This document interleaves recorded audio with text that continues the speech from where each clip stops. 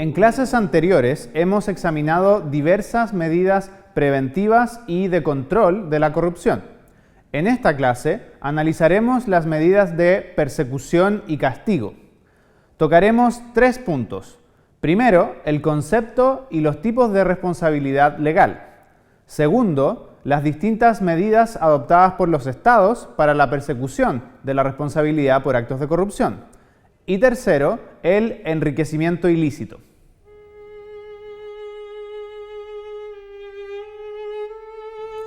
En términos jurídicos, responsabilidad quiere decir la posibilidad de hacer a alguien responder por una acción u omisión. Dependiendo del tipo de responsabilidad legal de que se trate, esta respuesta puede consistir en una multa, pago o indemnización, o también puede ser que se imponga al infractor la pérdida de un cargo público o incluso la pérdida de su libertad en caso de la pena de presidio. Existen distintos tipos de responsabilidad legal, dependiendo del tipo de normas que el sujeto ha infringido. En primer lugar, se puede hablar de la responsabilidad penal o criminal, cuando el sujeto ha cometido un delito y debe responder frente al Estado, representado por una Fiscalía Nacional o Ministerio Público, cumpliendo eventualmente una condena impuesta por un tribunal luego de un juicio justo. Entre las penas más usuales se cuentan la privación de libertad y la pérdida de bienes. Las penas y los tratos crueles, inhumanos y degradantes, tales como los castigos corporales, se encuentran prohibidos por el derecho internacional de los derechos humanos. En segundo término, puede que el sujeto también tenga que responder por un acto ilícito, ya no frente al Estado, sino de cara a otro particular, contra quien ha cometido un perjuicio por un incumplimiento contractual o por no haber respetado el deber general de no dañar a otro. En este caso, se habla de responsabilidad civil, la cual consiste, en la mayoría de los casos, en el pago de una indemnización. Tercero, se puede hablar de la responsabilidad administrativa de quien ha cometido una infracción y ocupa un cargo en la administración del Estado. Las sanciones para este tipo de responsabilidad varían desde la amonestación hasta multas y la desvinculación del cargo.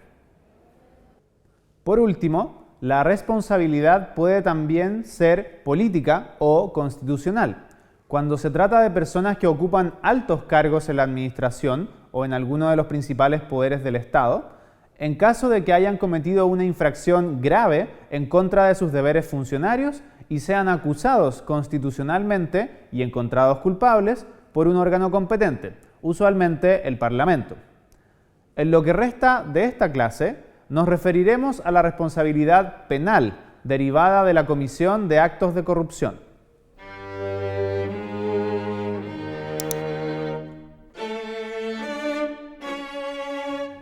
Quienes deseen combatir eficazmente la corrupción deben aceptar que, en un mundo globalizado, dicho fenómeno poseerá, en algunos casos, una naturaleza transnacional, debido a la participación de varios actores dentro y fuera de las fronteras estatales. Por tal razón, resulta fundamental que los estados cooperen entre sí en la fiscalización y represión de la corrupción. A continuación se indicarán algunas de las medidas conjuntas que pueden adoptar los estados para estos propósitos, muchas de las cuales se proponen en la Convención de las Naciones Unidas contra la Corrupción.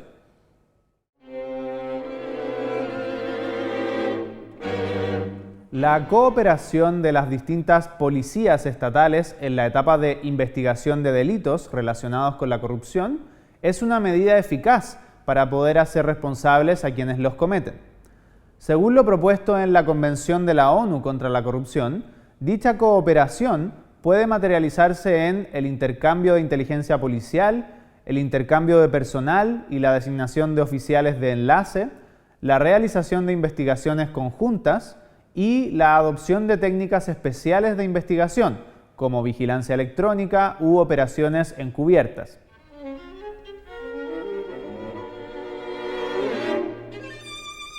Atendida la naturaleza transfronteriza que muchas veces puede presentar la corrupción, puede suceder que una persona acusada de haber cometido actos de corrupción en un estado se encuentre en un estado distinto. Más aún, puede que nunca haya ingresado al estado donde el delito tuvo consecuencias. Por ello, una institución jurídica esencial para la cooperación entre los estados en materia de persecución del crimen es la denominada extradición. En términos simples, la extradición consiste en la entrega por un estado de una persona que se encuentra bajo su jurisdicción o dominio legal a otro estado, que solicita dicha entrega debido a que la persona ha cometido un delito con repercusiones en este último estado para ser juzgada en este. De conformidad a los principios que rigen la extradición, la conducta que se ha cometido debe estar tipificada como delito en ambos estados, y las penas asignadas en uno y en otro país no deben ser excesivamente diferentes. La Convención de la ONU contra la Corrupción señala que si no hay doble incriminación, los estados deben tener en cuenta que el fin de dicho tratado es promover la cooperación internacional en la lucha contra la corrupción. De acuerdo al derecho internacional, además, no se puede entregar a una persona para ser acusada en otro estado por un delito castigado con la pena de muerte, ni tampoco por un delito calificado como político, es decir, un delito que consiste en manifestar oposición o desobediencia en contra de la autoridad política de un Estado.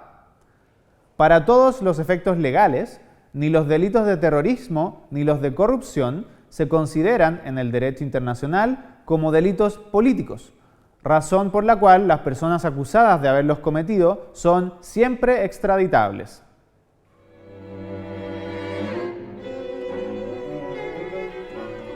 Además de autorizar la extradición de una persona, la Convención de la ONU contra la Corrupción señala medidas de cooperación judicial, como la recepción de testimonios, la presentación e intercambio de documentos judiciales, el examen de lugares y objetos, el intercambio de medios de prueba y el embargo preventivo de bienes, entre otros.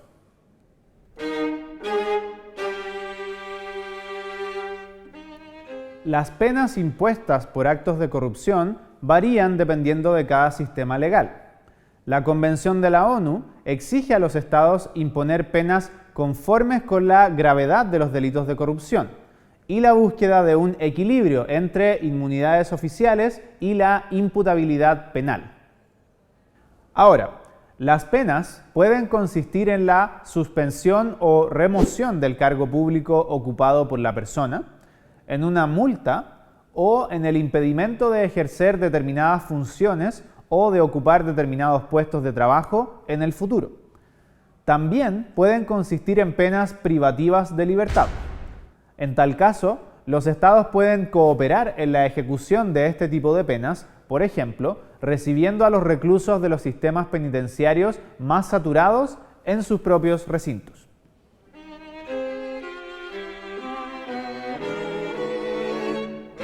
Los estados usualmente reclaman el derecho de juzgar a las personas por los delitos cometidos dentro de su territorio, lo cual se conoce como el principio de territorialidad. Sin embargo, los estados también pueden reclamar este derecho para los delitos cometidos fuera de sus territorios, en ejercicio de lo que se conoce como jurisdicción extraterritorial. De este modo, los actos de corrupción cometidos fuera de un país también pueden ser perseguidos por este en base a distintos criterios, como la personalidad activa, es decir, el hecho de que el delincuente sea nacional de ese estado, o la personalidad pasiva, cuando la víctima es nacional de ese país, o si es que el Estado considera que uno de sus intereses nacionales vitales ha sido perjudicado. Dado que la jurisdicción extraterritorial debe ser ejercida sobre un sujeto que se encuentra fuera del alcance del Estado, es fundamental que otros estados cooperen con el primero para poder alcanzar sus objetivos.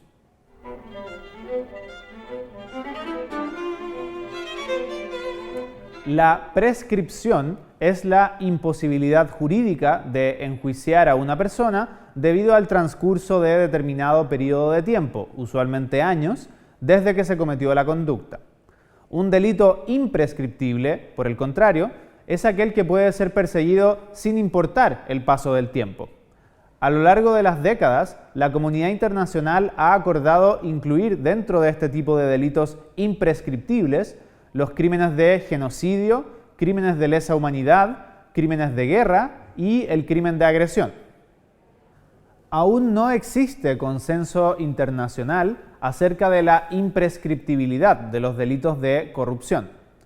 Pero para poder combatir eficazmente este fenómeno, sería deseable que los estados, cuando menos, acuerden periodos de prescripción estandarizados o similares para la persecución de este tipo de delitos.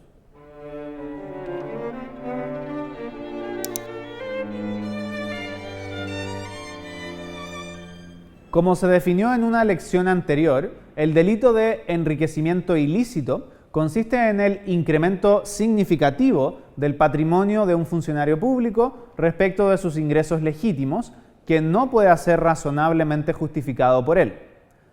También se señaló que esta figura adolece de ciertos problemas, como la no consideración de un elemento subjetivo o de culpa en la perpetración del delito, o también la inversión de la carga de la prueba, pues sería quien ha aumentado su patrimonio quien tendría que demostrar su origen lícito, en lugar de tener el acusador que demostrar su origen ilícito.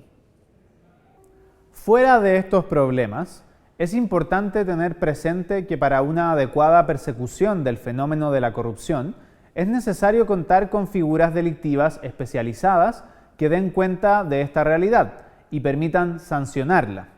Por lo que entendemos que las críticas al delito de enriquecimiento ilícito apuntan al perfeccionamiento de una figura penal más que al cuestionamiento de su sola existencia o utilidad. Por favor, sigan visitando nuestra página moocchile.com y continúen siguiéndonos en nuestras redes sociales. Además, los invitamos a ver la siguiente clase de nuestro curso.